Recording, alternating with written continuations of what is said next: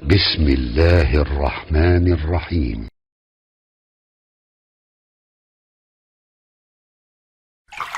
Silahkan keluarkan, karena setiap ayat Quran ada fadilahnya, keutamaan-keutamaannya. Kalau ibu ingin bacakan, silahkan. Misal, ibu bacakan surah Al-Ikhlas, Qul huwallahu ahad. Al-Ikhlas itu disebut sepertiga Quran. Kalau ibu bacakan Al-Ikhlas, kemudian salah satunya apa? Allah akan berikan kemudahan-kemudahan, termasuk mempercepat jawaban doa. Misal, ada namanya ulama Sayyid Sabiq, Bu, punya kitab Al-Aqaid Al-Islamiyah. Di dalam kitab ini, sampai halaman 59, beliau keluarkan hadis posisi paling kanan sebelah bawah tentang seorang sahabat Nabi ketika mau berdoa diawali dengan Al-Ikhlas. Dia katakan, Allahumma inni as'aluka innaka antal ahad as-samad alladzi lam yalid wa lam yulad wa lam yakul lahu kufuwan ahad. Sebentar. Allahumma inni as'aluka an taghfira li. Dia mau minta, ya Allah ampuni dosa saya, cuman dia awali dengan surah Al-Ikhlas. Ya Allah, ini hadisnya sahih. Ya Allah, saya akui engkau yang ahad. Ahad, as-samad, tempat bergantung. Lam yalid walam yulad, tidak beranak dan tidak diperanakan. Walam yakul lahu kufuwan ahad, tidak ada sekutu bagimu. Permohonannya, Allahumma inni as'aluka an taghfira li. Ya Allah, mohon ampuni dosa saya. Kedengaran oleh Nabi. Tahu kata Nabi, at-tadri bimadza tas'al?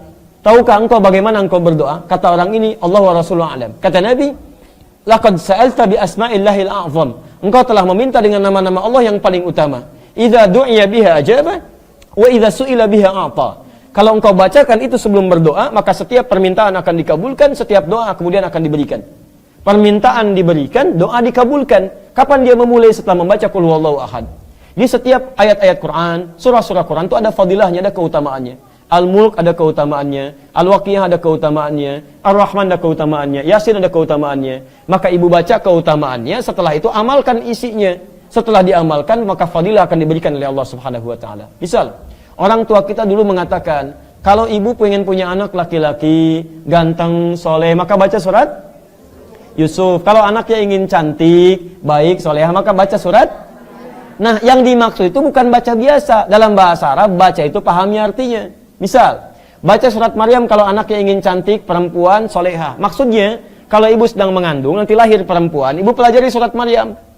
Kemudian bagaimana ibunya Maryam, Hannah merawat Maryam. Misal, ibunya mendoakan dulu kepada Allah, Quran surah ketiga ayat 36. Kemudian diberi nama yang baik, dicari gurunya namanya Nabi Zakaria, Quran surah 3 ayat 37. Dibuatkan tempat yang mendekatkan kepada Allah namanya mihrab.